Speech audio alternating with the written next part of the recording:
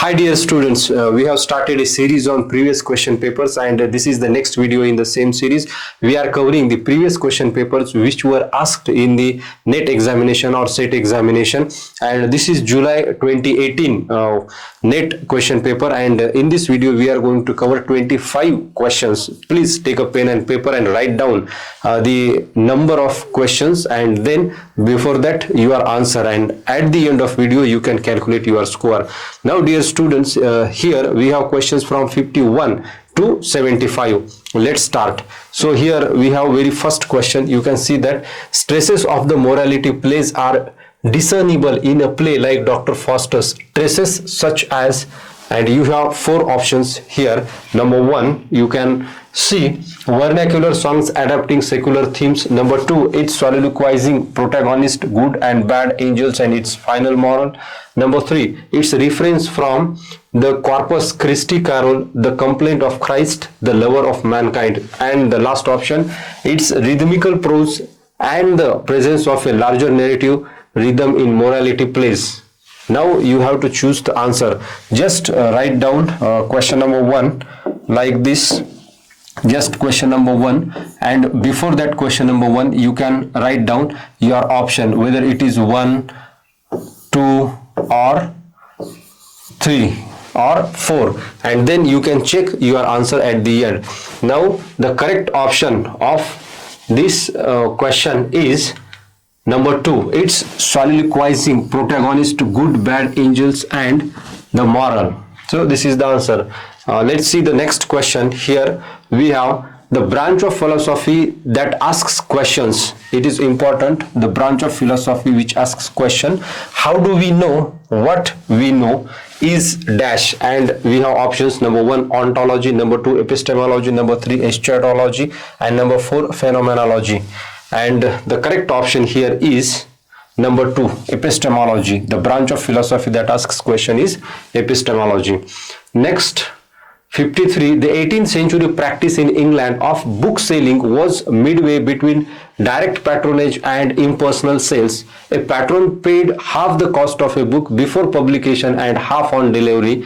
The author of the book received these payments directly. The patron's name appeared in the preface for the book published in this manner. This practice was known as. What is the option? And we have four options. Number 1, subscription. Number 2, contribution. Number 3, pre-publication. And number 4, remaindering. And the correct option, just mark, and here subscription is the correct option. This practice is known as subscription. 54. Oxford, India has published a volume of Premchand translation in English. The Oxford, India Premchand. Who among the following is not one of the translators? Here you have to recognize who is not the translator. So read the question very carefully and then understand it. Number 1, David Rubin. Number 2, Alok Rai. Number 3, Gillian Wright. And number 4, Christopher King. And the correct option here is Gillian Wright. 55. Which of the two novels of Jane Austen have the spa town of Bath as a primary location? So you have to find out this location, spa town of Bath. In which novel? A, Emma. B, Pride and Prejudice. C, Northanger Abbey. D, Persuasion. The right combination according to the code is number 1, A and D, means Emma and Persuasion. Number 2, B and C, Pride and Prejudice and Northanger Abbey. Number 3, C and D, again Northanger Abbey and Persuasion. And last, number 4, A and B, Emma and Pride and Prejudice. And the correct option you have number 3, C and D. So this location appeared in Northanger Abbey and Persuasion. 56. In the communicative approach to ELT, the development of language learning or teaching involves a shift. Number A, from learn based to a meaning based approach. B, from an eclectic approach to a rigid method. Number 3, or C, from teacher centered to learner centered classes. And D, from broad based competence to specific needs. The right combination is number 1, A and D. Number 2, A and D. Number 3, B and C. And number 4, A and C. Please mark your answer or write down your correct answer. And the correct answer is A and C, means from form based to a meaning based approach and from teacher centered to learner centered. What is it? Communicative approach to ELT. Just you can consider it. This is what? From form based to a meaning based approach and teacher centered to learner centered. In this approach, let me clear that teacher becomes facilitator to the students, and he is not just teaching, he is helping students to understand various things, and just he is giving ways to students how to acquire knowledge or how to understand a problem or topic in a easier manner. So this is the approach, communicative approach in ELT. Next, 57. The 4 moral essays of Alexander Pope are addressed to carefully selected figures. Identify the correct group. And 1. Timmins, Newton, Martha Blount and Wellington. Number 2. Lord Cobham, Robert Walpole, Horton Hall and Candace. Number 3. Martha Blount, Lord Cobham, Bathurst, Burlington. Number 4. William III, John Haydon, Joseph Addison, John Dennis. And the correct option is number 3, Martha Blount, Lord Cobham, Bathurst and Burlington. Next question. Bertolt Brecht's Mother Courage and Her Children presents the war-torn Europe as its protagonist as she follows troops with her canteen wagon. What is the real name of Mother Courage? Number 1, Paula Dankart. Number 2, Anna Fierling or Fierling. Number 3, Jane Wanstone, and number 4, Jenny Lawson. And the correct option is number 2, Anna Fierling in Mother Courage and Her Children. From among the following, identify the journal that publishes articles on English language teaching and learning. Which is the journal which publishes articles on English language teaching and learning? Number 1, University of Toronto Quarterly. Number 2, Agenda. Number 3, TESOL Quarterly. And number 4, English Language Notes. And the correct option is this, TESOL Quarterly. It publishes articles on English language teaching and learning.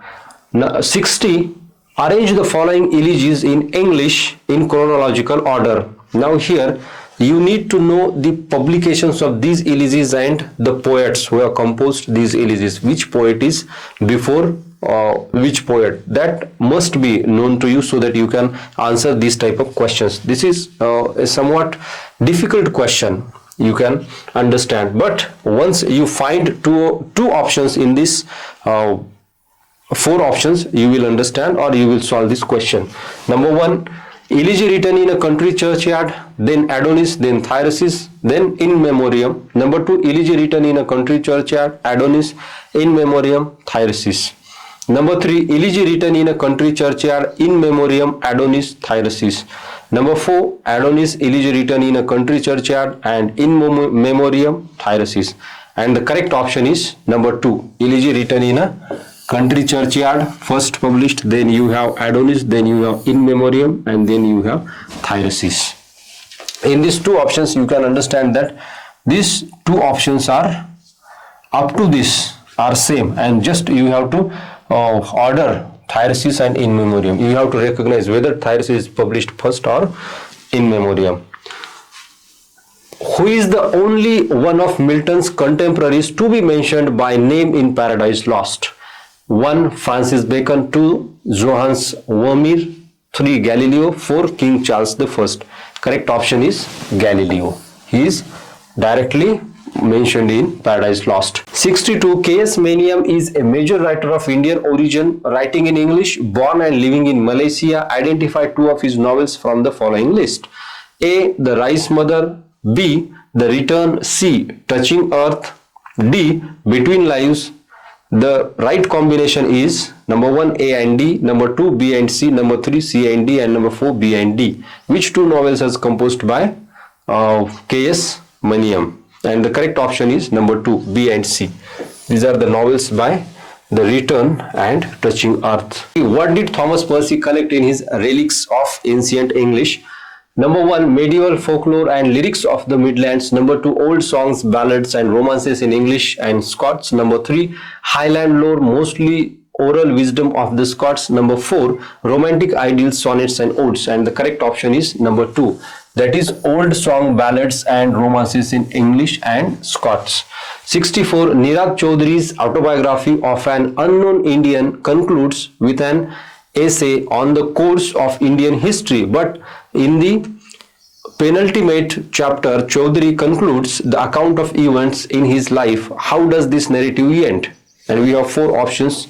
Number one, Chaudhary ties the knot with his childhood sweetheart and moves from Calcutta to Delhi. Number two, Chaudhary obtains a job in the military accounts department and gives it up because he finds it soul destroying. Number three, Chaudhary joins the editorial team of a Calcutta newspaper and is upset over the drudgery of a reporter's life. Number four, Chaudhary rushes to his ancestral village Bangram on receiving the news of the death of his uncle and recalls his past life. And the correct option here we have number two. Chaudhary obtains a job in the military accounts department and gives it up because he finds it soul destroying. And 65, in John Gover's Confessio Amantis, the lover makes his confession to the priest named. What is the name of the priest in Confessio Amantis? Number one, Vertigo. Number two, Genius. Number three, Amor. And number four, Phoebe. And the correct option is Genius. This is the priest mentioned in Confessio Amantis. 66, in Eugene Ionesco's Cheers, the absurdity is not so much in the banal words that are uttered as number one, in the large-scale use of frightening stage props and lightning effects. Number two, in the absurdist interpretation of them by character after character. Number three, in the fact that they are spoken to an ever-growing number of empty chairs. And number four, in the fact that they are spoken time and again by members of the audience. And the correct option is number two, in the absurdist interpretation of them by character after character. 67, a half sentence in Purchas His Pilgrims triggered off Kubla Khan, whose work was Purchas His Pilgrimage. Who composed this work, Purchas His Pilgrimage? And options are number one, Robert Herrick, the poets. Number two, John Hakluyt, the collector of travelers' tales. Number three, Samuel Purchas, the London Parsons. And number four, Edward Purchas, the Globe Trotters. And the correct option is number three, Samuel Purchas, the London's Parsons. 68, based on the life of a 13th century troubadour, from among the following identify the work that marked a catastrophic failure in Robert Browning's poetic career, earning him a reputation for impenetrable difficulty. Number one, Paracelsus. Number two, Sordello. Number three, The Ring and the Book. And number four, Pauline. And the correct option is Sordello. So this is the correct option. 69, in Tristram Shandy, the author's preface dash. Number one is hawked to the highest bidder. Number two, appears in between chapters 13 and 14 in volume 2nd. Number three is printed in italics in all editions. Number four, appears in between chapters 10 and 11 in volume 1. And the correct option is number one, is hawked to the highest bidder. 70, Evelyn Waugh once complained that T.S. Eliot's poems 1909 to 1925 was marvelously good but very hard to understand. The most pessimistic novel Waugh wrote was called dash, and he owed the title to dash. And options are 1, Black Mischief, Sweeney Among the Nightingales. Number 2, Scoop, Morning at the Window. Number 3, Prancing Nigger, Ash Wednesday. And number 4, A Handful of Dust, The Westland. Now, what is the title of the novel composed by Evelyn Waugh? Here you have to write down the title of that novel and from which work that title is borrowed. So two things are there.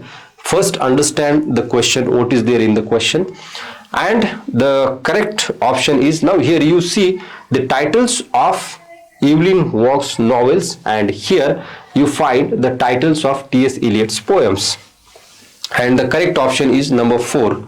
It is borrowed from the Westland and the title is Handful of Dust. 71. During the years 1830 to 1850, the illusion of peace in Victorian England was broken by such incidents as number 1, the revolution in France and the Chartist movement in England. Number 2, the general strike of 1835 and the rail tragedy of 1847. Number 3, the visionary libertarianism of poets and the lawless embodiment of revolution. Number 4, the disaster of the Indian Mutiny and the incompetent bungling of the Crimean War. And the correct option is number 3, the visionary libertarianism of poets and the lawless embodiment of revolution. Gulliver receives the following response when he boasts about his countrymen: the most pernicious race of little odious vermin that nature ever suffered to crawl upon the face of the earth. Whose response? Now, here we have 4 parts of the Gulliver's Travels, and in every part you have very different kind of statements and sentences uttered by various characters. And here we have a statement by one of the characters in one of the parts. Now you have 4 parts. The King of Lilliputs. Who said this? The King of Lilliput. Number 2, the King of Brobdingnag. Number 3, the Governor of Glubbdubdribs. Number 4, the first of the Hindhams he meets. And the correct option, these words are of King of Brobdingnag. When this Gulliver goes to the royal palace of that king and he boasts about his countrymen, how his countrymen are brave and how they fight the wars, then he says that the most pernicious race, little odious vermin. These are very famous sentence or statement in the Gulliver's Travel. 73. In the Inferno, Dante, as he travels through the various circles of the hell, finds Judas, who is unable to speak. What is the reason behind this? Number 1, his tongue is transformed into a coiled snake.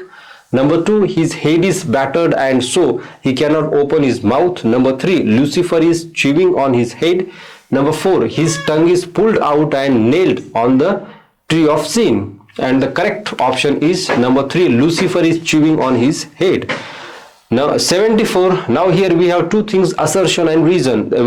First, the assertion is our reality is linguistic, a language mediated reality. And what is the reason? Reason is our perception and understanding of reality are largely constructed by the words and other signs we use.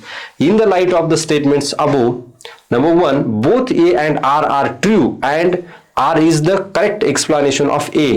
What is the explanation of A and whether R is correct or not? Number 2, both A and R are true but R is not the correct explanation of A. Number 3, A is true but R is false. Number 4, A is false but R is true. And the correct option is number 1. These both statements are true and R is the correct explanation of A. Now you can see or check, our reality is linguistic. It is right. A language mediated reality. Yes, we live in a language mediated reality. And how this reality is formed, our perception and understanding of reality are largely constructed by words, other signs we use. This is very simple. This is the linguistic science or language. And the last question here we have, in his book In Theory, Ejaz Ahmed works out the relations between the 3 entities. What are those 3 entities discussed in theory by Ejaz Ahmed? Number 1, classes, nations, literatures. Number 2, regions, nation, languages. Number 3, state, religions, gender. And number 4, literature, print, theory. And the correct option is he discusses regions, nation and languages. So these all are the 25 questions. Now you can calculate your score and comment the same score in comment box so that I can appreciate your score. So dear student, this is all about this video. Let's meet in the next video. Thank you very much.